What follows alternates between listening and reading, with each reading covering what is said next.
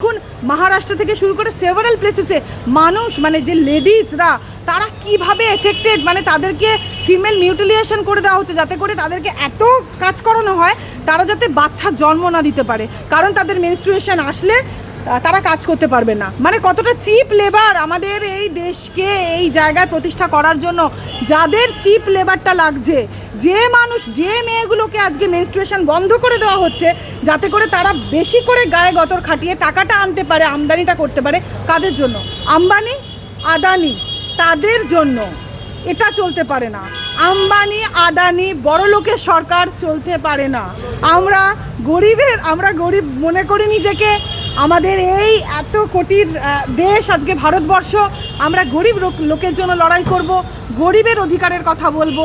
গরিব যেখানে কষ্ট পাবে, গরিব যেখানে খেতে পাবে না, তাদেরকে চিপভাবে রেশনটা দেওয়া, তাদেরকে খুব কম মূল্যে তাদের মানে খাদ্য, বস্ত্র, বাসস্থান, এই তিনটে এনশিওর করবে একটা গভর্নমেন্ট। এটা একটা তাদের ফান্ডামেন্টাল রাইট। এই তিনটে জায়গা যখন করছে না একটা গভর্নমেন্ট, তখন সেই বড়লোকী সরকার তো আমরা চাইনি। অন্তত আমি সংযুক্তা সামন্ত ব্যক্তিগতভাবে নিয়ে এখন এই মুহূর্তে কেউ কথা বলছে না। ঠিক ভোটের আগে আমরা দেখেছিলাম বিজেপি অনেক রকমের প্রতিশ্রুতি দিয়েছিল, আমরা দেখেছিলাম অন্যান্য দলগুলোও ঝাঁপিয়ে পড়েছিল, কিন্তু এখন যেভাবে এসআইআরের এক একজনের নাম বাদ দিয়ে দেওয়া হচ্ছে এবং বিশেষ করে বলা যেতে পারে কোর্টের পক্ষ থেকেও নেগেটিভ অ্যাটিটিউড আসছে, তো সেখানে আপনি মানে আপনার কাছে যে এসআইআর নিয়ে এত ফাইল আসছে, মানে কিভাবে এগুলোকে মানে 100টার উপরে মোটামুটি আমি মামলা ফাইল করেছি এবং আমি মোটামুটি 50টা মতন ডিসপোজাল এখনো পর্যন্ত হয়েছে। খুব তাড়াতাড়ি আমি ডিসপোজাল রেট, যেটা খুব তাড়াতাড়ি ডিসপোজাল রেট আমি করার চেষ্টা করছি। কেউ ধরুন বিএলও হিসেবে কাজ করেছে এসআইআরের, আমাদের মুসলিম ভাই, তাকে কাজ করিয়ে নিয়ে নামটা বাদ দিয়ে দেওয়া হয়েছে, আন্ডার অ্যাডজুডিকেশন ফেলে দিয়েছে, তার নামটা ডিলিট করে দিয়েছে। কারোর ফ্যামিলিতে হয়তো 5টা ছেলে আছে, সেই অজুহাতে কিছু জনকে বাদ দিয়েছে। কারোর বাবা মায়ের সঙ্গে বাচ্চার ডিফারেন্স নাকি এতটাই, তাই নাকি তাকে বাদ দিতে হয়েছে। ম্যাক্সিমাম গভর্নমেন্ট স্কুলের টিচার তারাও কি বাংলাদেশি? তারা সরকারি টিচার কি করে? তাহলে তারা সরকারি ডাক্তার কিভাবে?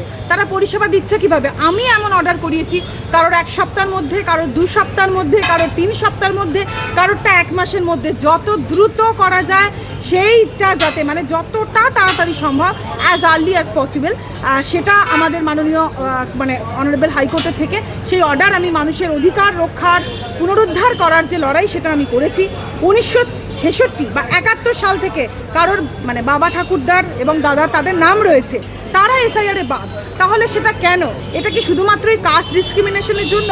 এটা কি ভোটের রাজনীতি? Is this a politics just to ensure vote and just for a vote bank?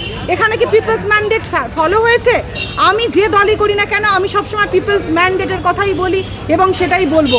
আদৌ কি মানুষের যে ম্যান্ডেট, পিপলস ম্যান্ডেট, সেটা কি আদৌ ফলো হয়েছে আমাদের লাস্ট ইলেকশনে? আমি এটাও প্রশ্ন করতে চাই, কারণ সত্যি যখন দেখছি আমরা জিতবো কিভাবে। অপোনেন্ট, আমি ক্ষত্রিয়, আমার জাত ক্ষত্রিয়রা কখনো দুর্বলের উপরে অত্যাচার করে না, আর ক্ষত্রিয়রা কখনো পেছন থেকে খেলে না। এই খেলাটা কি পেছন থেকে হয়ে যাচ্ছে না?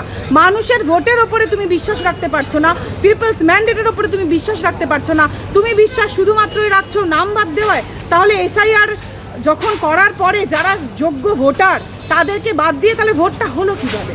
তাহলে এতদিন তারা যে ভোট দিয়ে এসেছিল, তাহলে সেই ভোটের যে সরকারগুলো ছিল সেগুলো তো সবই চ্যালেঞ্জেবল। এটাও তো প্রশ্ন করার অধিকার আমার আছে। এই প্রশ্ন করার অধিকারগুলোই আমি করতে পারছিলাম না, এখন আমি করতে পারছি এবং এখন আমি মুক্ত বিহঙ্গে উঠছি, মানে মুক্ত পাখি।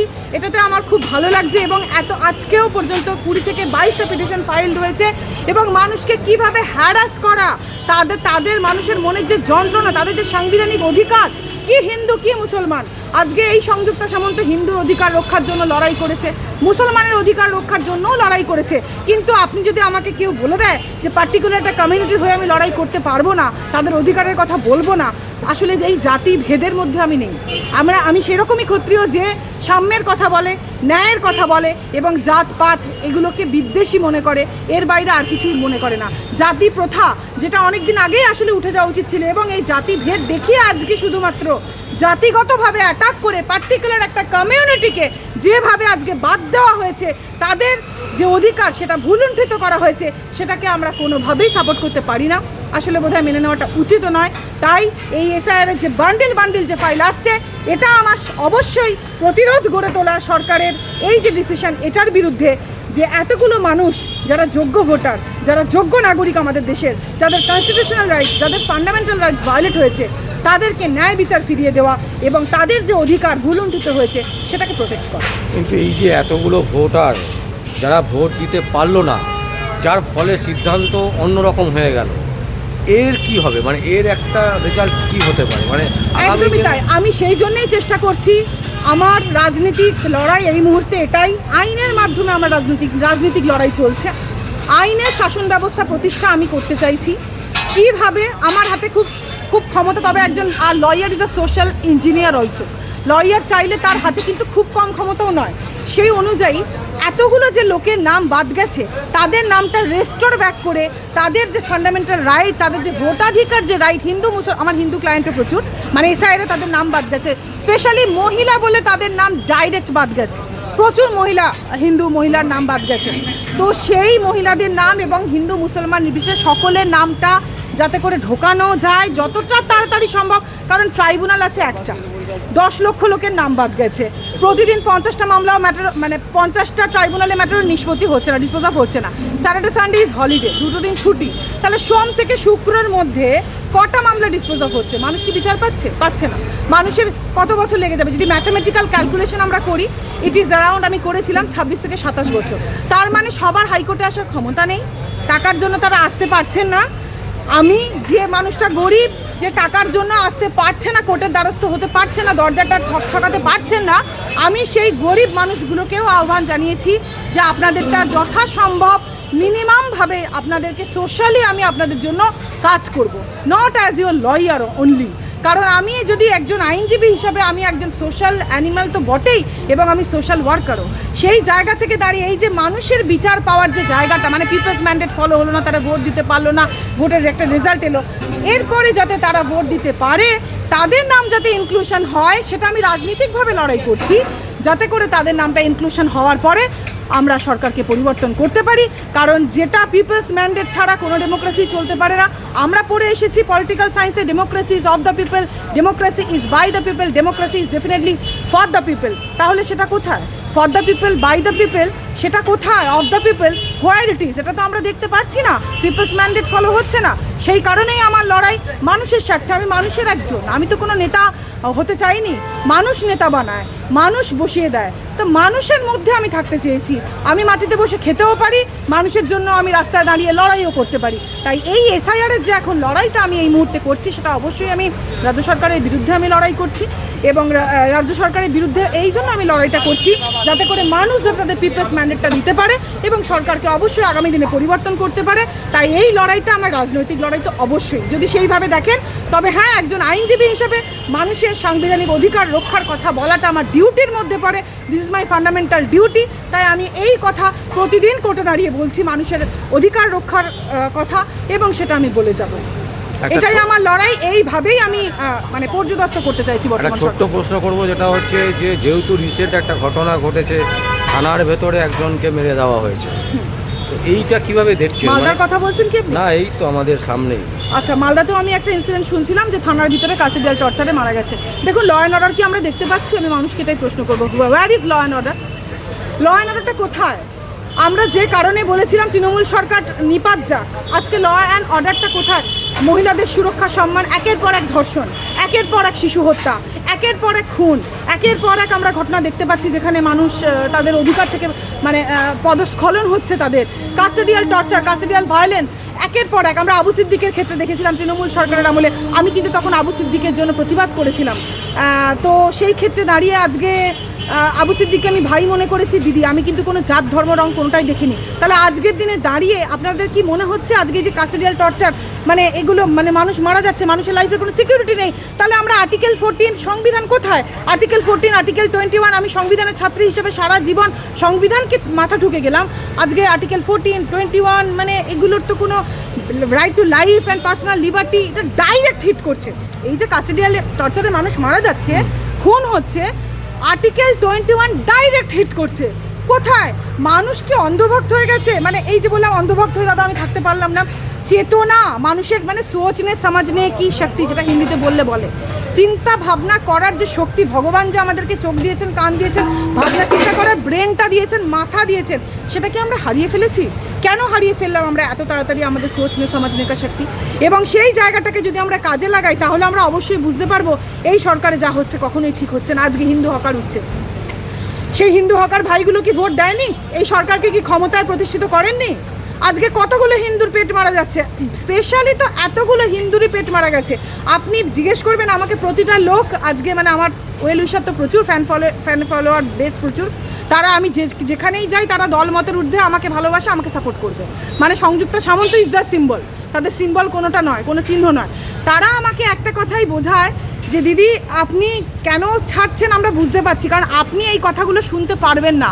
আমাকে যদি কেউ এসে প্রশ্ন করে দিদি আপনি এত হিন্দুত্বের কথা বলেছেন, হিন্দু ভোটারদের তো পেট মারা গেছে, হিন্দু হকারগুলো আজকে খেতে পাচ্ছে না, তাদের ছেলে মেয়ে স্কুলের ফিস ভরতে পারছে না, আপনি কোনো উত্তর দিতে পারবেন?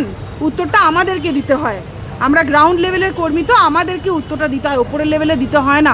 তারা এসি ঘরে বসে গায়ে প্রচণ্ড একটা চর্বি জমিয়ে নিতে পারে, এবং সেই চর্বিটা জমিয়ে নিয়ে তারা খুব ভালো করে নিজের পকেটটা কীভাবে ভরতে হয় তারা জানে। দাদা, আমরা বোকা ক্যাটাগরির মানুষের মধ্যে পড়ি, আমরা সেই চালাক চতুর শ্রেণীর মধ্যে পড়ি না, যারা নিজেদের পকেটটা কীভাবে বোঝাই করতে হয়, পোস্টটা হোল্ড করে নিতে হয়, পোস্ট হোল্ড করে পকেটটা কীভাবে বোঝাই করে নিজের জায়গাটাকে শক্ত করতে হয়, সেই শ্রেণীর মধ্যে আমরা পড়ি না। আমরা বোকা, মানে চূড়ান্ত বোকাবব্য শ্রেণীর মানুষ। যেমন আমাদের মানুষ, যেমন সরল সাধারণ আমাদের বাংলার মানে ওভারঅল মানুষ, আমরা সেটাই। তাই সেই মানুষের মুখ হিসেবে আমরাই ঠিক আছি, মানুষের মুখ হিসেবেই ঠিক আছি। কিন্তু এই যে কাস্টোডিয়াল ভায়োলেন্স, একের পর এক হত্যা, একের পর এক ধর্ষণ, সেগুলো নিয়ে কোনো কথা শুনছি না। আচ্ছা, অভাগকেও আমরা কিন্তু বিচার পেতে দেখিনি। আমরা তো রাস্তায় রাস্তায় দিন কাটিয়েছি, এত গলা ফাটিয়েছি, রক্ত ঘাম দিয়ে আমরা লড়াই করেছি, আমরা দেখিনি। মানে আমরা যতজনের জন্য আজকে লড়াই করেছি, এই জায়গা একজন শিক্ষিত যুব সমাজ আজকে জেন জি কেন এতটা বিশেষভাবে আপনি দেখতে পারবেন রাহুল গান্ধীর জন্য প্রভাবিত। ওয়াই? বিকজ উনি তাদের কথা শোনেন, উনি তাদের কথাটা শুনছেন, বা উনি তাদের কথাটা বুঝতে পারছেন, মানে ফিল করতে পারছেন সেই জায়গাটা। সেই কারণে মানুষের আজকে নিটের স্ক্যাম, আমি কটা মানে ইনসিডেন্ট বলবো, একটা নিটের স্ক্যাম আপনি বলুন, আজকে আদিবাসী সমাজ বিক্ষুব্ধ, তারা আজকে গলায় দড়ি দিচ্ছে, আত্মহত্যা করছে জলের মধ্যে বসে, যে আমাদের যে টাকা সেটা দিন। আজকে আপনি দেখুন মহারাষ্ট্র থেকে শুরু করে সেভারাল প্লেসেসে মানুষ, মানে যে লেডিসরা, তারা কিভাবে এফেক্টেড, মানে তাদেরকে ফিমেল মিউটিলিয়েশন করে দেওয়া হচ্ছে, যাতে করে তাদেরকে এত কাজ করানো হয় তারা যাতে বাচ্চার জন্ম না দিতে পারে, কারণ তাদের মেনস্ট্রুয়েশন আসলে তারা কাজ করতে পারবে না। মানে কতটা চিপ লেবার আমাদের এই দেশকে এই জায়গায় প্রতিষ্ঠা করার জন্য, যাদের চিপ লেবারটা লাগছে, যে মানুষ যে মেয়েগুলোকে আজকে মেনস্ট্রুয়েশন বন্ধ করে দেওয়া হচ্ছে যাতে করে তারা বেশি করে গায়ে গতর খাটিয়ে টাকাটা আনতে পারে, আমদানিটা করতে পারে, কাদের জন্য? আম্বানি আদানি, তাদের জন্য। এটা চলতে পারে না। আম্বানি আদানি বড় লোকের সরকার চলতে পারে না। আমরা গরিব মনে করি নিজেকে। আমাদের এই এত কোটির দেশ আজকে ভারতবর্ষ, আমরা গরিব লোকের জন্য লড়াই করব, গরিবের অধিকারের কথা বলবো।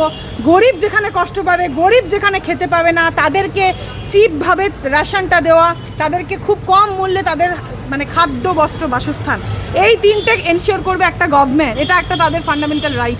এই তিনটে জায়গা যখন করছে না একটা গভর্নমেন্ট, তখন সেই বড়লোকই সরকার তো আমরা চাইনি। অন্তত আমি সংযুক্তা সামন্ত ব্যক্তিগতভাবে আমি সবসময় আমার গরিব মক্কেলি বেশি, বড়লোক কম।